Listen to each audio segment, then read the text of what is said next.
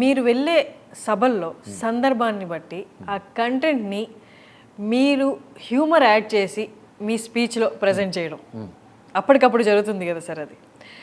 కానీ అక్కడికక్కడ మీరు అబ్జర్వ్ చేసి అప్పటికప్పుడు సిచ్యువేషన్స్ని తీసుకొని అబ్జర్వ్ చేసి దానికి హ్యూమర్ యాడ్ చేసి ప్రజెంట్ చేయడం అనేది ఈ నెక్స్ట్ లెవెల్ కదా సార్. ఒక్కసారి ఆ ఎక్స్పీరియన్స్ గురించి మాట్లాడుకుందామా సార్?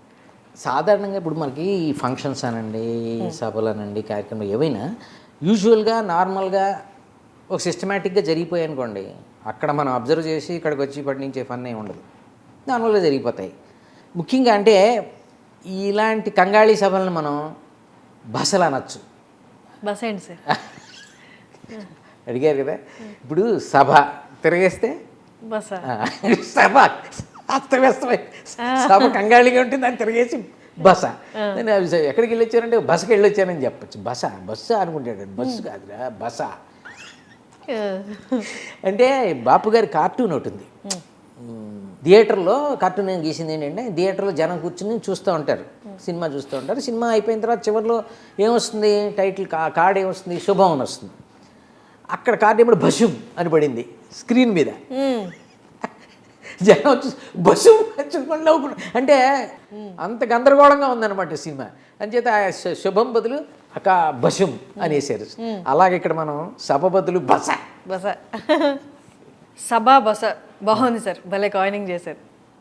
కాయినింగే కాదు, రీజనింగ్ కూడా చెప్పాను కదా. సభా భాషే కాదు, ఇంకా ఇందులో చాలా ఉన్నాయి. రభసలు, రసాభాషలు, అంటే ఎన్ని పొలిటికల్ రాజకీయాలకు సంబంధించిన మీటింగులు, ఫంక్షన్స్ జరుగుతాయి అవన్నమాట. అది మన కేటగిరీ, మన జానర్ కాదు కాబట్టి దాన్ని పక్కన వదిలేద్దాం. ఇందులో రససభలు, రసజ్ఞ సభలు కూడా ఉంటాయి. అవి మళ్ళీ అంటే సాహిత్యానికి సంబంధించినవి, కవిత్వానికి సంబంధించి పుస్తకావిష్కరణలు, ఇవన్నీ అదో తరహా, దాని ఆడియన్స్ వేరేగా ఉంటారు. అంటే అందులోంచి కూడా మనం కామెడీ పిండుకోవచ్చు. ఎప్పుడంటే అలాంటి రససభలు కొన్ని నససభలు అయిపోతాయి.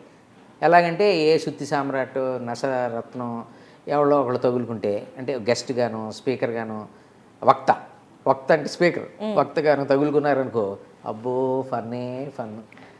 మనకి అంటే పిండుకున్నవాడికి పిండుకున్నంత, అంటే మనకి ఫన్ను, జనానికి ఫ్రస్ట్రేషన్. అవి తీసుకొచ్చి ఇక్కడ చెప్పామనుకో, మన వ్యూయర్స్కి డబుల్ ఫన్.